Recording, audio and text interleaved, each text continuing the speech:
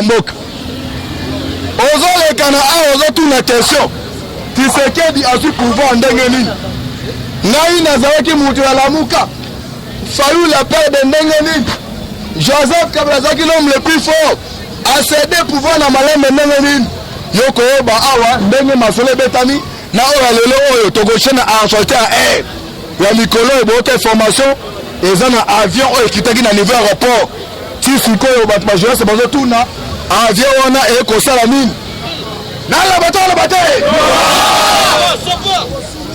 oyoba avion wana ekosala nini ekitaki avant discours ya mokonzi mboka bato bazolekana a bazo ba Tshisekedi il faut faire très attention. Il est déjà là.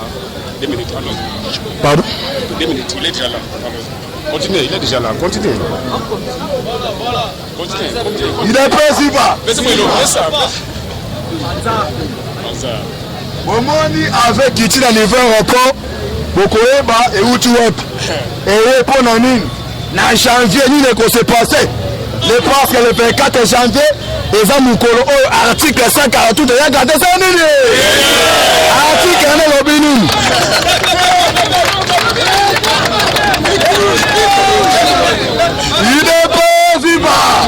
na lobi boye le 24 janvier 2020 article 148 ya gade sa nini okokoyeba nini eza kose passé tokenda maponami tokabwanaki misatu bloc ya ba impérialiste bloc ya ba communisme na bloc eza biso moko IDPS to créé par Ngolu na Nzambe côté ya Fayulu sima na ye azaki na soutien ya France na Belgique côté ya Chadel côté na ye azaki na soutien ya Chine na Russie biso IDPS to tiraki isolé mais grâce ya Nzambe côté ya bloc ya Martin Fayulu baza qu'on négocie sur le plan de diplomatie parce que muta ko stabilité ne boza en Afrique pour na au pouvoir il faut d'abord négocier liboso la communauté internationale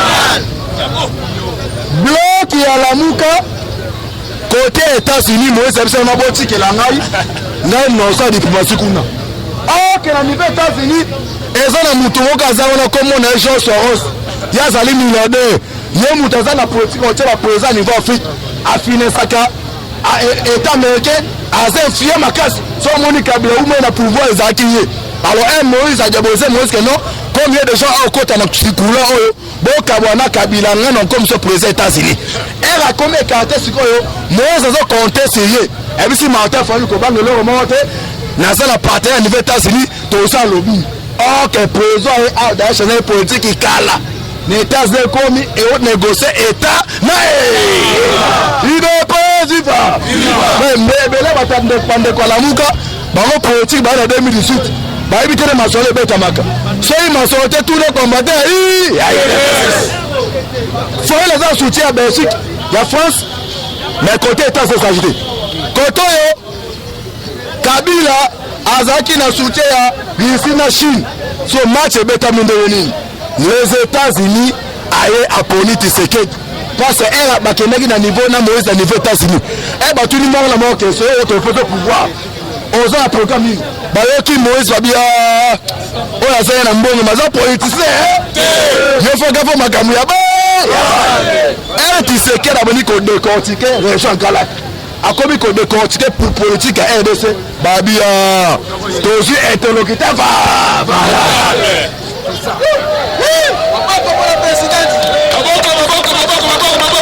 toke maponami Tshisekedi abili président parce que netolo ba awa ba pesi mission ko pacifier région à Galak mission ne bandaka te sa nini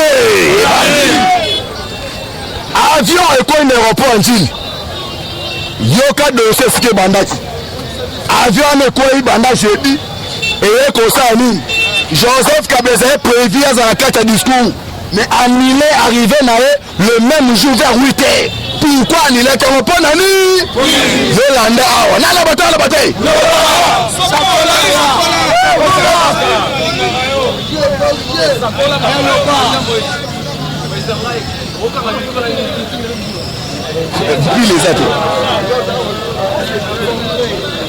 oyo aza koenregistre ka scénario oyo esalemi sikoyo. Scénario de l'entêtement FCC PPRD et d'autres pays de la région des Grands Lacs, entre autres le Rwanda, l'Ouganda, Burundi et Tanzanie. En prévision du mois de janvier 2020, le plan a été élaboré au Pentagone et finalisé en Allemagne, enfin exécuté aux États-Unis d'Amérique. Plein d'amis qui se quittent dans le discours que non, année à 2020, et ça année à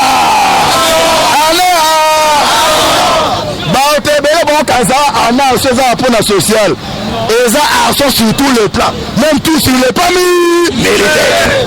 L'île s'est passé. Réunion est continue le 8 octobre 2019 vers 8h à niveau États-Unis. 3 généraux vont convoquer réunion. Vous allez comprendre que influence à Kabila. Ils ont mis à la présence à Sénat, mis à la présence à l'Assemblée nationale. L'influence de Joseph Kabila, ils ont la carte à Amen. Donc en Afrique, nous avons influence pour nos Kabila, comme Janine Mabou dans un moutonae, Aza Amarino, na carte à Amen. C'est Amen, ils ont un contrôle 600% de sécurité. Donc Kabila n'a pas encore mené Sinjinti. Parce qu'on planifie les bêtes à Moussoukoy. Avant l'élection, besoin de formation que non, ils ont argent quitté dans le niveau à Gabon. Et il y a qui va passer dans le Kabila, ceux qui ont mis qu'on proclamé, dès qu'on a proclamé Shaddai, il y a un qui sont banamaï, le gars de Guichesse. Kabila, à mon avis, c'est parti, a dépêché Kalev. Kalev a coûté un service à l'enseignement à Gabon. Baké, mon ami, non, c'est vrai. État ça dépêché par Pentagone de Kouna. Alors, il faut qu'on s'en ligne. Alors, qui m'a qu'on négocie? D'ailleurs, qu'on négocie, c'est un problème. Mais n'est-ce pas là trop tard? Parce que l'État ça peut s'ordre. Alors, tu comprends que moi, il n'a pas travailler malade. Il faut avoir contrôle à ma camounos.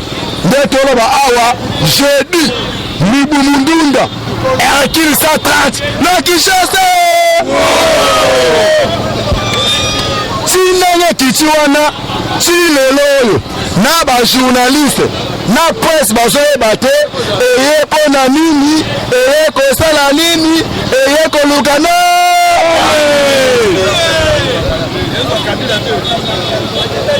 Le 8 octobre 2019, vers 8h, il y avait une réunion d'urgence aux situations romaines.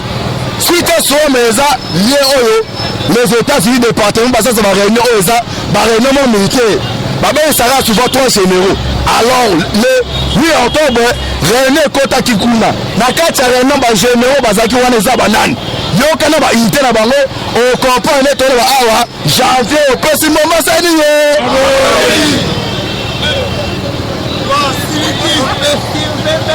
Il y avait une réunion d'urgence au Washington à Washington, à la présence du secrétaire général Maté Donovan, Azali général à ISR, et ça, service spécial au niveau des États-Unis, et ça va prendre un service aérien.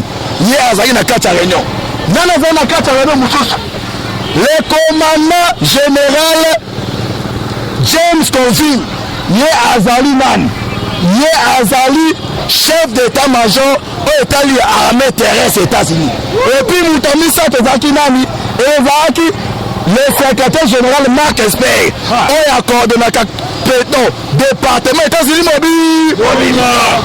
Bakoti réunion, Balobi janvier, faut que tu serais travailler malamu. Alors pour travailler malamu, il faut un contrôle sur le plan régional et sur le plan national. Dans la bataille,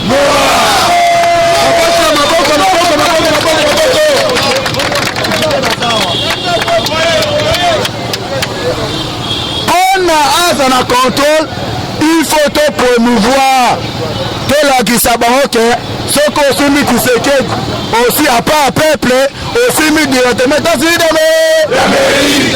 Bah, décidez de la carte à l'année, ordre du jour.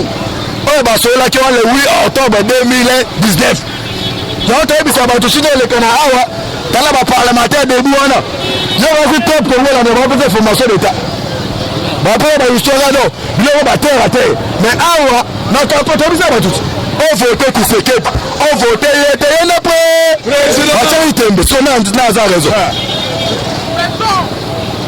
ordre du jour ezaki nini le scénario de l'attaquement du FCCPPRD et d'autres pays de la région de Galat en prévision du mois de janvier. C'est ça l'ordre du jeu ezalaki. Il faut d'abord Tshisekedi aza na contrôle à 100% na niveau national. Tshisekedi aza na contrôle à 100% na niveau régional. C'est ça. Ce qu'on va faire nini na ngosalema ba décision za mezanini. Décision prise avant qu'il crée son mécanisme, il nous a c'est Tshisekedi. Parce que le 24 janvier, article 148 de l'Iboé, nous condamnons ce Monique et Bazole qui va compliquer ma Kamunae. Aza la pouvoir, Yakobek ni sa présence à l'Assemblée nationale. Avec ici présent au Sénat pour ma information. Après information, à l'Assemblée nationale, c'est ça. Na niveau ya armée, eza na ba généraux oyo baza ba pro Kabila. Avant qu'on soit décision à Bongo, il faut promouvoir ma casse. On est à Zabino, on va calme. Biso moto la simanayo. To démontrer bon que non, et baza de mon ayo, bien les États-Unis mais bazu décision nil. Non pas papa. Maintenant avant qu'il crée son mécanisme réunissant les critères d'application de l'article 148. Nous avions décidé d'envoyer le commando américain.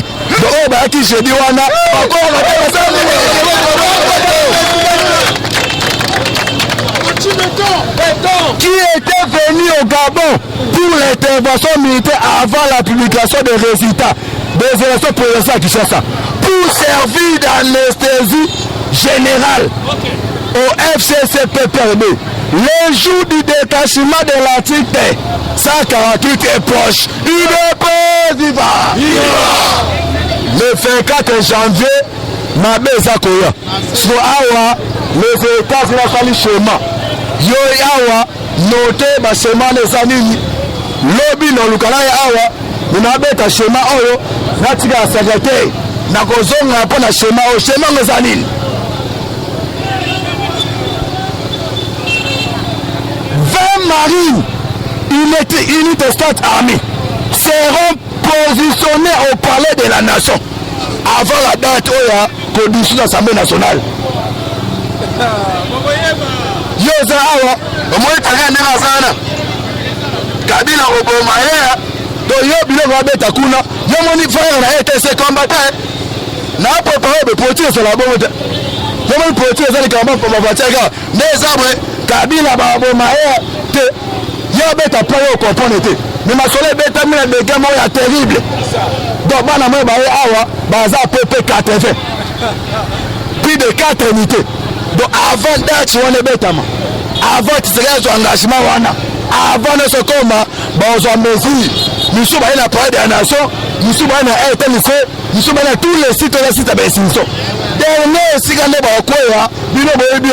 La bataille. Nous sommes à la cité, nous sommes à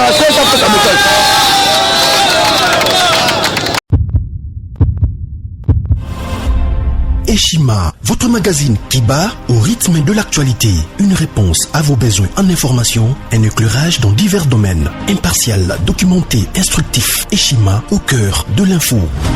Retrouvez la nouvelle édition. Exclusivité. Sakombi Molendo, le réformiste qui vient stopper l'hémorragie, suspension des fonctionnaires peu intègre, numérisation des titres fonciers et climat de confiance avec les collaborateurs, le nouveau gestionnaire des terres congolaises fixe les nouvelles règles de jeu. Focus, Lambert Mindi, Omalanga, le souverainisme comme un dogme. Redressement délaissé, Tomaluaka Losenjola, l'homme de la situation. Dossier Eshima, fini les vacances, vive les rentrées. De la politique au judiciaire, en passant par les scolaires, les derniers trimestres de l'année 2019 en RDC est décoiffant. Économie, PCC, un cadre des rétrocommissions et détournements à passer au peigne fin. Découverte, Claude Ibalanki et Colomba, les coordonnateurs du MNS au centre de l'action de Félix Tshisekedi dans le Grand Lac. Les dialogues et pourparlers en RDC qu'en tire le peuple. Tubaou, la clé de la mythologie kassaïenne. Retrouvez l'intégralité du magazine Eshima dans les kiosques. Eshima Magazine, un nouveau standard d'information.